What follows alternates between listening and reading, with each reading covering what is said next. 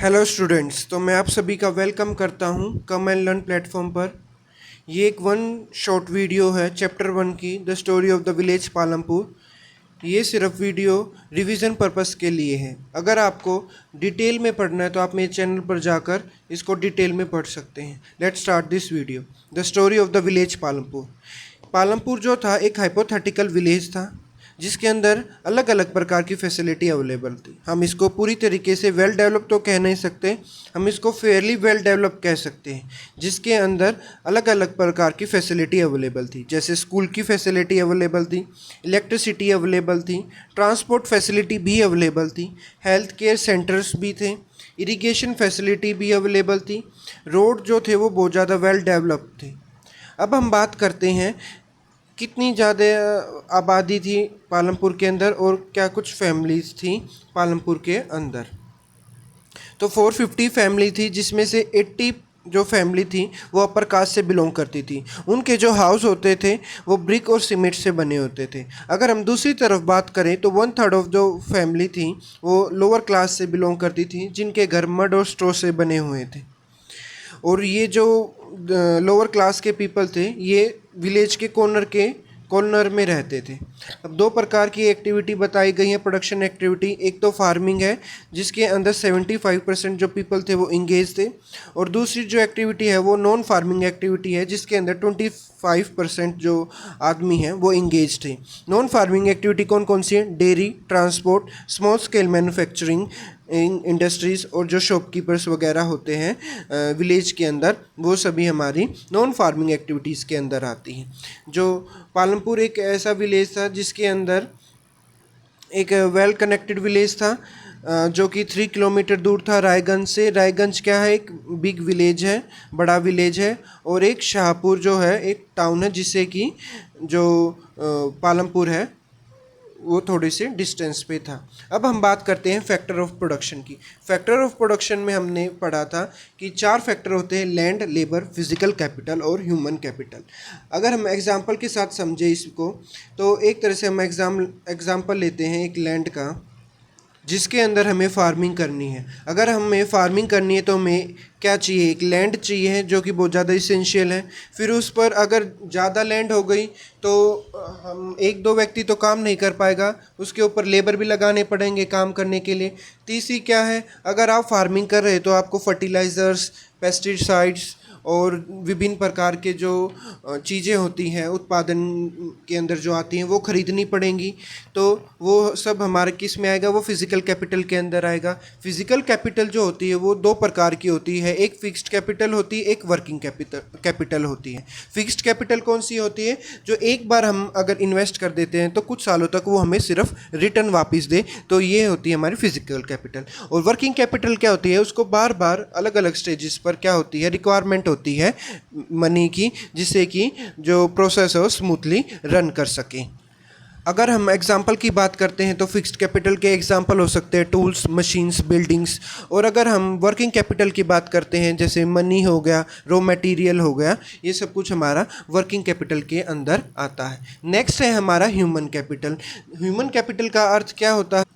जब land, labour और physical capital को हम एक साथ रखकर कोई भी प्रोडक्शन करते हैं, उसमें से जो प्रोडक्शन होगा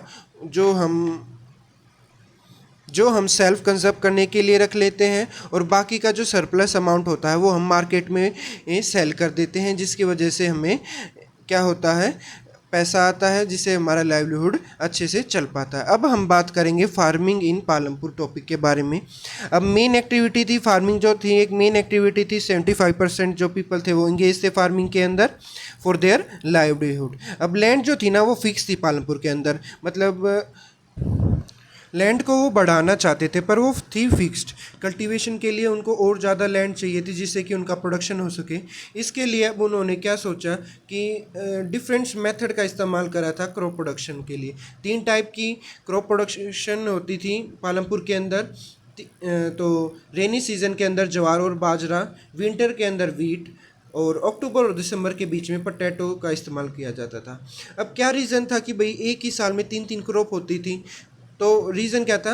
well developed system of irrigation. Irrigation का जो सिस्टम था ना वो बहुत ज़्यादा अच्छे से डेवलप था। सबसे पहले जो पालमपुर के व्यक्ति थे वो पर्शियन व्हील का इस्तेमाल करते थे कुएं में से पानी निकालने के लिए।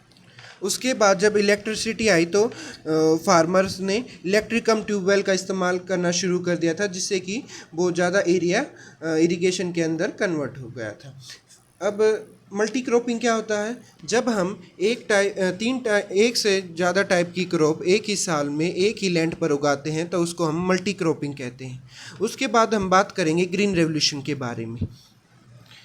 ग्रीन रेवोल्यूशन जो है हमारा 1960 के अंदर आया था, जिसमें हम मॉडर्न टाइप मेथड्स का इस्तेमाल करते हैं, जैसे HVY सीड्स हो गया हो, पेस्टिसाइड्स हो गया हो, इरिगेशन हो गया हो, फर्टिलाइज़र हो गया हो। अब जो पालमपुर के व्यक्ति थे ना वो दो टाइप की सीड्स का इस्तेमाल करते थे, एक तो ट्रेडिशन वन, एक मॉडर्न वन। ग्रीन रेवोल्यूशन आने से पहले वो ट्रेडिशन सीड्स का इस्तेमाल करते थे और उसके बाद वो करते थे मॉडर्न सीड का इस्तेमाल। तो जो ट्रेडिशन सीड थी ना उसमें कम इरिगेशन चाहिए था, कम पानी चाहिए होता था, काव डंग का इस्तेमाल करते थे, नेचुरल फर्टिलाइजर्स का इस्तेमाल करते थे क्रॉप उगाने के लिए, पर इसमें जो प्रोडक्शन होता था ना वो बहुत ज़्यादा कम होता था। अगर हम मॉडर्न फार्मिंग मेथड की बात करते हैं, मॉडर्न सीड्स की बात करते हैं, HVY सीड्स की बात करते हैं जो कि ग्रीन रेवोल्यूशन के बाद आई, तो उसमें पानी की आवश्यकता ज़्यादा पड़ती थी, फर्टिलाइजर्स का इस्तेमाल ज़्यादा होता था, जिसकी वजह से क्या हो गया, लैंड जो है अगर हम ज़्यादा फर्टिलाइज़र का इस्तेमाल करते हैं तो लैंड के अंदर एसिड का लेवल और ज़्यादा इंक्रीज़ हो जाता है। अगर लैंड का एसिड का लेवल जो है इंक्रीज़ हो जाता है लैंड के अंदर तो उसकी जो फर्टिलिटी है धीरे धीरे लूज़ हो जाती है। अब मॉडर्न सीड्स के अंदर एक और कमी थी कि उसमें ज़्यादा पानी की आवश्यकता होती थी। अगर हम ज़्यादा पानी निकालेंगे धरती के अंदर से तो जो वाटर लेवल है वो गिर जाता है, जिसकी वजह से वाटर की स्कार्सिटी होने के चांसेस भी हो जाते हैं। अगर हम सॉइल की फर्टिलिटी और ग्राउंड वाटर को दोबारा से रिन्यू करने की बात करते हैं तो इसमें बहुत ज़्यादा टाइम लग जाता है, जिसकी वजह से जो लैंड है वो कल्चरेबल से वेस्ट लैंड के अंदर कन्वर्ट हो जाती है। अब हम बात करते हैं लैंड का डिस्ट्रीब्यूशन कैसा था पालमपुर के अंदर। टोटल फैमिली हमने देखा था कि 450 थी, जिसके अंदर 150 जो फैमिली थी वो लैंडलेस थी, उनके पास बिल्कुल भी लैंड नहीं थी, जो कि दूसरे की लैंड पर काम करते थे। 240 फैमिली ऐसी थी जिनके पास 2 या 2 हेक्टर से कम ज़मीन थी और 60 फैमिली ऐसी थी पालमपुर के अंदर जो कि मीडियम और लार्ज फार्मर से बिलोंग करती थी, जिनके पास 2 या 2 से ज़्यादा किले थे, जो कि उन पर कल्टीवेशन करते थे, फार्मिंग करते थे और अपने लाइवलीहुड को अच्छे से जीते थे। Now the question is who will provide the labour. अगर 2 से ज़्यादा हेक्टर की आपके पास ज़मीन है, 10 हेक्टर की आपके पास ज़मीन है, तो आप तो काम नहीं कर सकते, तो उस पर क्या चाहिए होता है, लेबर की आवश्यकता होती है। अब लेबर कौन होंगे? जिनके पास कोई भी लैंड कल्टीवेशन करने के लिए नहीं होगी अपनी लैंड, तो जो फार्म लेबर का कंसेप्ट यहाँ पर हमारे पास निकल के आता है। तो फार्म लेबर क्या होता है?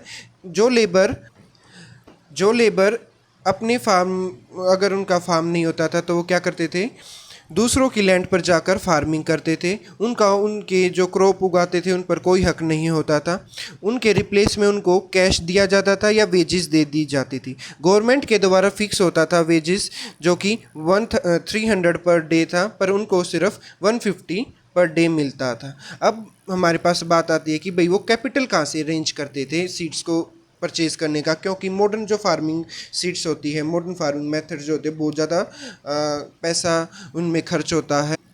तो वो पैसा है वो कहाँ से आता है? जो स्मॉल फार्मर होते थे ना वो कर्ज ले लेते थे, ब्याज पर ले लेते थे, मनी लेंडर से, साहूकार से, जमींदार से, बड़े बड़े ब्याज के दरों पर, जिसकी वजह से अगर वो चुका नहीं पाते थे, कोई भी इन्वायरमेंटल हैजार्ड हो जाता था जिनसे उनकी क्रॉप डिस्ट्रॉय हो जाती थी, उनकी वजह से उनका कर्ज हो जाता था, जो कि अल्टीमेटली आखिर में क्या देखने को मिलता था, फार्मर की डेथ हो जाती थी। दूसरी तरफ अगर हम बात करते हैं लार्ज फार्मर की और मीडियम फार्मर की, तो उनके पास जो था बड़े बड़े फार्म्स होते थे, जिससे कि वो सरप्लस अमाउंट जो था मार्केट में सेल कर लेते थे और अपनी सेविंग से नए क्रॉप्स को खरीद के लेके आते थे। नेक्स्ट टॉपिक है sales of surplus farm product. अब क्या होता था, जिनके पास ज़्यादा लैंड वगैरह होती थी, ज़्यादा हेक्टर्स की ज़मीन होती थी, वो क्या करते थे, कुछ अमाउंट अपने कंजप्शन के लिए रख लेते थे, बाकी का अमाउंट वो मार्केट के अंदर सेल कराते थे, जिससे कि वो पैसा कमाते थे, उनका जो रहन सहन है वो अच्छा हो जाता था और लाइवलीहुड भी अच्छे से चलता था। अब हम नॉन फार्म एक्टिविटी के बारे में समझेंगे, जिसमें कि 25% जो पीपल थे पालमपुर के वो इंगेज करते थे। 4 प्रकार की नॉन फार्मिंग एक्टिविटीज़ बताई गई हैं: dairy, small scale manufacturing, shopkeeper और जो ट्रांसपोर्ट थे। डेयरी जो थी एक तरह से कॉमन एक्टिविटी थी, क्योंकि अधिकतर जो आदमी थे वो क्या करते थे, गाय को, भैंसों को पालते थे, डेयरी करते थे। और दो ट्रेडर थे शाहपुर के, उन्होंने कलेक्शन कम चिलिंग सेंटर लगा रखा था रायगंज में, जिससे कि सभी जो दूध होता था वहाँ पर कलेक्ट होता था और बाद में क्या होता था, सभी टाउन को ट्रांसपोर्ट कर दिया जाता था। दूसरा है स्मॉल स्केल मैन्युफैक्चरिंग इंडस्ट्री, जो कि लेस देन 50 फैमिलीज में इंगेज थी। इसमें सिंपल मेथड्स और प्रोडक्शन मेथड्स का इस्तेमाल किया जाता था। घर में ही ये जो थे प्रोडक्शन करते थे, और जो इक्विपमेंट होते थे वो भी इतनी ज़्यादा एडवांस नहीं होते थे। नेक्स्ट है हमारा शॉपकीपर ऑफ पालमपुर। शॉपकीपर क्या करते थे, टाउन में जाते थे और होलसेल मार्केट से क्या करते थे, सामान इकट्ठा करते थे तो और गांव में आकर अपनी शॉप पर बेच देते थे। चौथा है हमारा ट्रांसपोर्ट फैसिलिटी। जो ट्रांसपोर्ट फैसिलिटी थी वो एक तरह से ट्रांसपोर्ट जो सिस्टम था वहाँ का एक तरह से डेवलपिंग सेक्टर था, बहुत ज़्यादा डेवलपिंग हो रहा था, क्योंकि डे बाय डे जैसे कि टेक्नोलॉजी इंक्रीज़ हो रही है, जिसकी वजह से ट्रांसपोर्ट फैसिलिटी भी इंक्रीज़ हो रही है, जिसकी वजह से जैसे शॉपकीपर जो थे टाउन से विलेज तक आते थे तो उनको ट्रांसपोर्ट की फैसिलिटी चाहिए थी। अगर एक व्यक्ति एक टाउन से दूसरे टाउन तक जा रहा था तो उसको भी ट्रांसपोर्ट की फैसिलिटी चाहिए है। तो अलग अलग ट्रांसपोर्ट फैसिलिटीज़ अवेलेबल थी, जैसे रिक्शा वाला, तोंगा वाला, jeep, tractor, truck driver etcetera. That's all for today. Thank you guys. Do share, subscribe and comment my channel.